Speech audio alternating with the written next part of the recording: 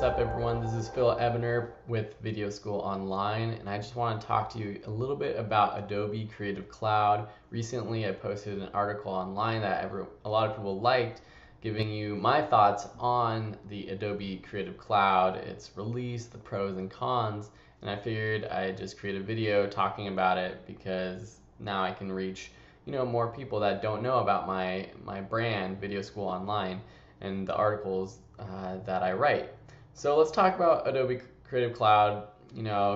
All these companies they create software and update it every so often, but the Creative Cloud update is a complete rework of how purchasing and downloading software will work for now and for probably the future of Adobe, and probably other brands are going to switch over to this model.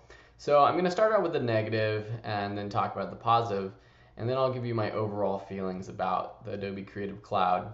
So the negative is that you have to pay a monthly bill to get all the programs that you love from Adobe. So Photoshop, Adobe Premiere Pro, After Effects, Dreamweaver, Illustrator, InDesign, all these programs that you used to purchase as a bundle or individually for $100, couple $100, or the whole package, which was pricey, almost $1,000 for the whole suite. Now you're paying a monthly price for, and so if you sign up for a year subscription, it's $50 a month, which is not cheap. And in the long run, it's hard to tell whether it's a better deal paying monthly $50 versus buying the new version every year or so, every year and a half, for $800, getting the whole suite or whatever. But $50, I hate the idea of having a monthly fee, a monthly bill from Adobe. I already have to pay, my monthly insurance, car insurance, rent, food, everything. I just would rather have to pay once and get it over with. So that's one of the negative things. You're also kind of, in a sense, paying for things you don't need, because with the Adobe Suite subscription, you get access to all of the programs that come with Adobe. So that's a positive, actually. You get, you pay one monthly fee, one price, and you get all of the programs always updated. But does that mean that in that price of $50 a month, does that mean that I'm paying for Adobe InDesign, which I'm not personally going to use? Because really, if I could choose, I'd have After Effects, Premiere Pro, Photoshop, and Lightroom. That's it. And so I'm sure in that cost of the $50 a month, I'm paying for Dreamweaver and all the other programs that I don't use. So that kind of sucks. I'd rather not pay for something that I'm not going to use. The only other thing is that the $50 a month is if you purchase a 12-month long subscription. If you don't have a 12-month long subscription, if you just want to try it for a few months, you have to pay $80 a month. That's ridiculous. That's so expensive. After a year, you're paying close to $1,000. The last thing that I really don't like about Creative Cloud is that you have to sign in online at least once a month so that your products can stay activated. And I'm pretty sure if you don't sign in using their desktop tool, your programs won't work after a month or so.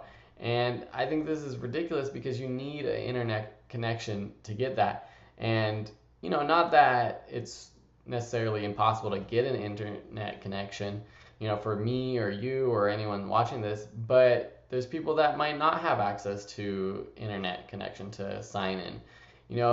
A real life example was when I was shooting a documentary in India, and I was out in a remote village for a month, and we didn't have access to the internet whenever we wanted it. So that's one downside too, is you have to sign in online, and I just think that's kind of unfair, and that's just dividing the people that have access to the internet and people that don't have. You know, the haves can have Adobe products, the have-nots can't. In the first place, you have to download online anyways. You can't like go to a store and purchase these and, you know, install them off of a CD anymore. But all that being said, so those are the negative things.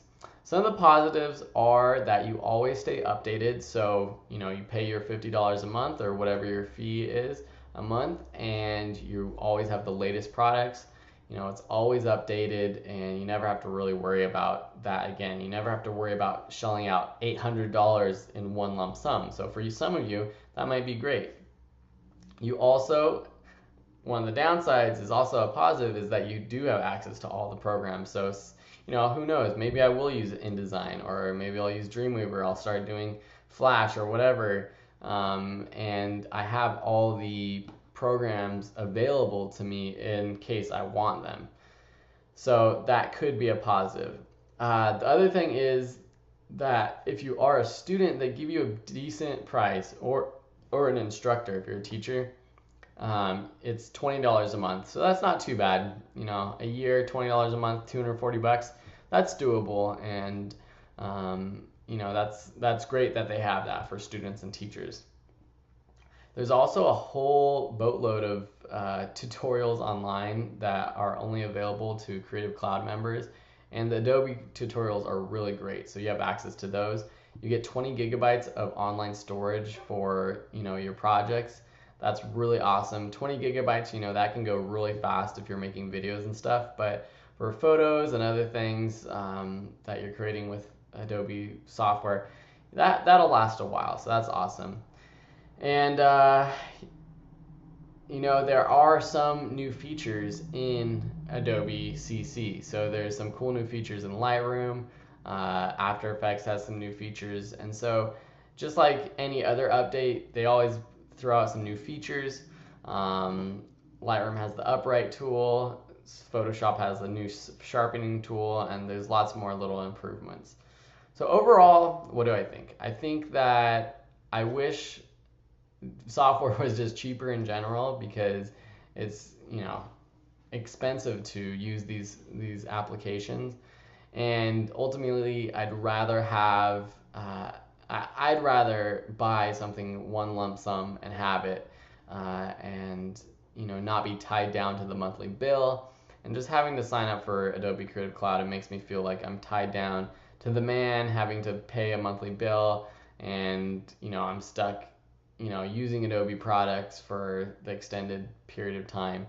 It's too bad that Apple, you know, kind of went backwards with Final Cut Pro X. You know, I haven't really gotten into FCPX. You know, that's maybe something that I should do, but it's tough because After Effects and Premiere Pro are some of my favorite programs, and of course Photoshop and Lightroom are great as well. Adobe makes great products. I can't deny that, but it's just tough. You know, ultimately I would rather not pay the monthly bill, but we'll see what happens in the future, if there's enough of an uproar to go back to the old way, or if this is the new way for the future of all applications. Alright, well, I hope you enjoyed this review. If you want any more videos, you know, subscribe up top to my channel, Video School Online. Check out videoschoolonline.com for more. If you sign up for my newsletter, you get 50% off all of my online courses. Alright, thanks, have a great day, and we'll see you next time. Bye.